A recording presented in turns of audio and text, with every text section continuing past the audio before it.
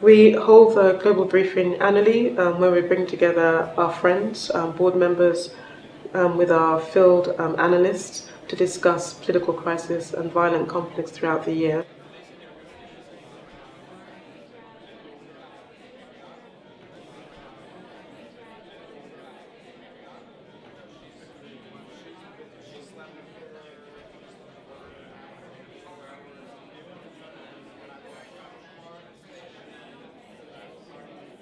My name is Louise Arbour. I am the President and Chief Executive Officer of International Crisis Group. As I begin to highlight what I view as the shortcomings of existing frameworks for conflict prevention, I want to stress that some of it is actually working, and that what is not working is fixable. So let me first turn to international criminal justice, which is now anchored, as you know, in a decade of work by the International Criminal Court. I don't think that we have yet resolved the inevitable tensions between peace and justice in a really workable fashion. Security Council referrals to the International Criminal Court, in my opinion, are very problematic. 2 referrals by the Security Council to the ICC in the cases of Darfur and Libya, respectively, have done very little to enhance the standing and the credibility of the ICC, the International Criminal Court, let alone contribute to peace and reconciliation in their respective regions.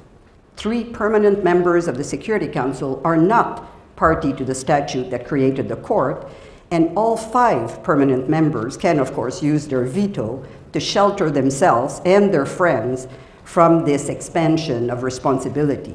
I think a reduction in the use of the veto is certainly important among the permanent 5 members, but it's almost as equally impossible as it is important. I know there has been a suggestion from the French Foreign Minister Laurent Fabius that council members should restrain their use of vetoes. That would be a first step, but the council has to be reformed, and if it does not reform, we will see more challenges and competition. Now let me turn to R2P, I think a doctrine that's very familiar to most of you. Despite early attempts to focus on prevention by all means short of the use of force, in reality, the debate over R2P has focused mostly on its sharp end, how to mobilize international support for using military force against a government unwilling or unable to protect its own people. It was designed to mitigate the harm to civilians caught in war. But in Libya, it was instrumentalized also to effect a change of regime. Now, whether this showed the potency of the doctrine or will lead to its demise is unclear. Since then, though, the doctrine has proved useless in mobilizing the international community to protect civilians in Syria. R2P is a new emerging norm, which I believe is going to make a difference. It has raised questions the way it was applied in Libya, and it became an issue for me during my negotiations on Syria, particularly with the Russians and the Chinese, who believed that the resolution morphed too quickly into regime change.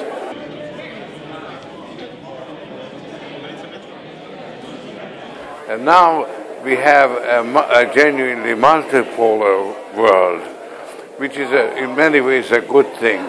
But as a result, we don't really have the power to enforce the rule of law in the world. Third, let me say a few things about peacekeeping. And let me give you some examples. The newly deployed so-called intervention brigades in the Democratic Republic of Congo.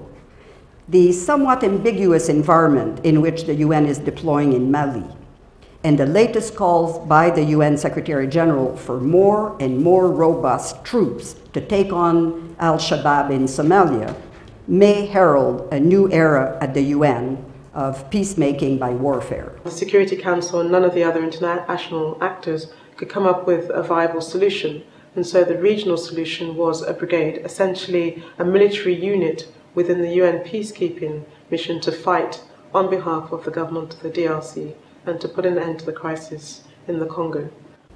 Do keep in mind over the next 2 days that events each year expose new weaknesses and contradictions in the very doctrines and institutions, the tools we have for conflict management.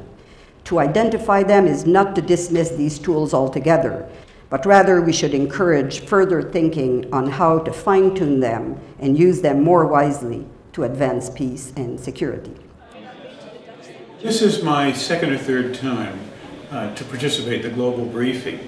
And my sense, it gets better every year. And I think that we had a very interesting discussion from which I learned a lot.